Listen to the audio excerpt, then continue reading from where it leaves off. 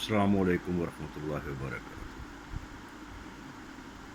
میں اپنے پہلے اس میں بات کر رہا تھا اوقات کی، تو اوقات میرا خاص مقصد نہیں تھا کوئی کسی کے اوپر طنز کرنا یا کسی کو پوائنٹ آؤٹ کرنا۔ اوقات ہم سب ہی چھوڑ دیتے ہیں، بس جوں ہی پہلی سیڑھی اوپر چڑھتے ہیں تو ہم سمجھتے ہیں کہ ہم نے سارے منزلیں طے کر لی، اور پھر ہم اس کی اگلی سیڑھی کے بارے میں سوچنا شروع ہو جاتا ہے۔ یہ سب بھول جاتے ہیں کہ ہم زمین سے منسلک ہیں، زمین پر ہمارا رشتہ ہمارا زمین کے ساتھ ہے۔ تو بہت سے میرے بھائی ایسے ہوں گے جن کا خاص طور پر جن کا تعلق گاؤں سے ہوگا، جب وہ پہلی دفعہ کسی نوکری کے حصول کے لیے نکلے ہوں گے تو یقیناً ان کے گھر والوں نے پتہ نہیں کس کس دربار پر سر ٹیکا ہوگا، جا کر کس کس جگہ انہوں نے نیازیں مانی ہوں گی، اور پتہ نہیں وہ کتنے جیب میں پیسے لے کر نکلے ہوں گے، کیونکہ یہاں ملک میں رشوت کے بغیر تو کوئی کام چلتا ہی نہیں ہے۔ تو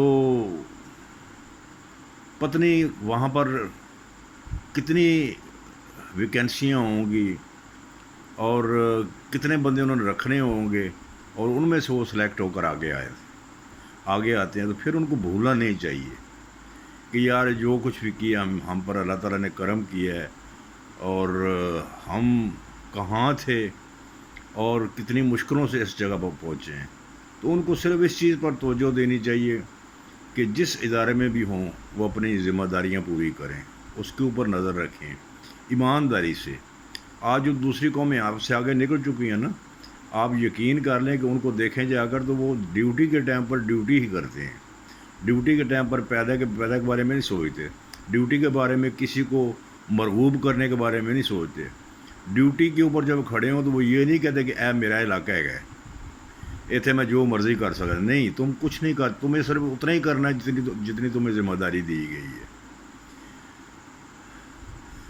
آپ نے صرف سوچنا ہے اس ادارے کے بارے میں، ادارے کی عزت کے بارے میں، اور اس ملک کی عزت کے بارے میں۔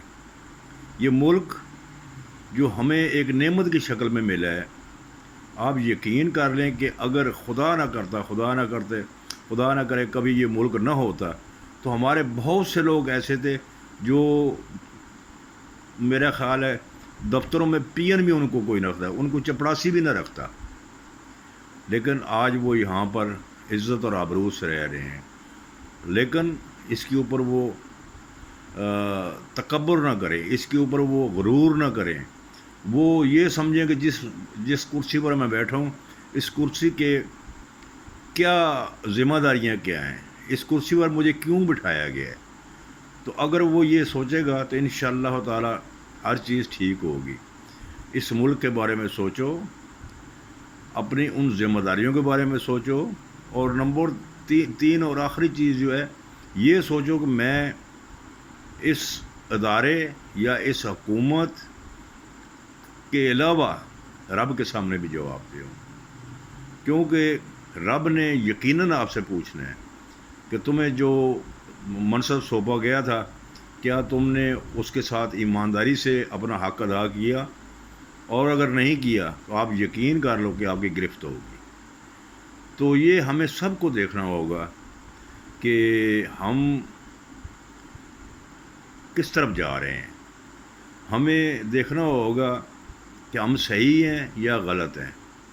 کبھی یہ مت سوچنا کہ میں یہاں پر بیٹھا ہوں تو فار ایور ہمیشہ کے لیے بیٹھ گیا ہوں بس یہاں، اور صرف رب کی اس کو خوش کرنے کی کوشش کرنا، یہاں ان کو بندوں کو یا اپنے سینئر کو یا اپنے جو اور آپ سے جو بڑے ہیں ان کو کبھی مت خوش کرنا۔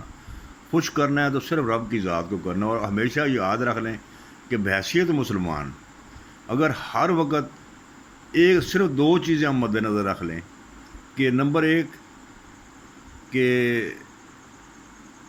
میں خدا کے سامنے جواب دوں، اگر میں خدا کو نہیں دیکھ رہا تو خدا مجھے ضرور دیکھ رہا ہے۔ جب آپ یہ چیز دیکھیں گے تو بحیثیت مسلمان آپ کے دل میں ایک خوف پیدا ہوگا، ایک ڈر پیدا ہوگا اس رب کا، ان بندوں کا نہیں.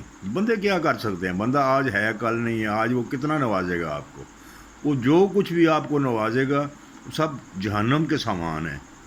وہ ان میں سے کوئی چیز آپ کے ساتھ جانے والی نہیں ہے. وہ سب کچھ یہیں رہ جائے گا. جب آپ جائیں گے تو خالی ہاتھ ہوں گے، اور آپ کا صرف وہ ایمان ساتھ ہوگا جس کی آپ نے حفاظت کی ہوگی، جس کی آپ نے اس کو اس کی گرفت آپ نے اس کے اوپر مضبوط رکھی ہوگی.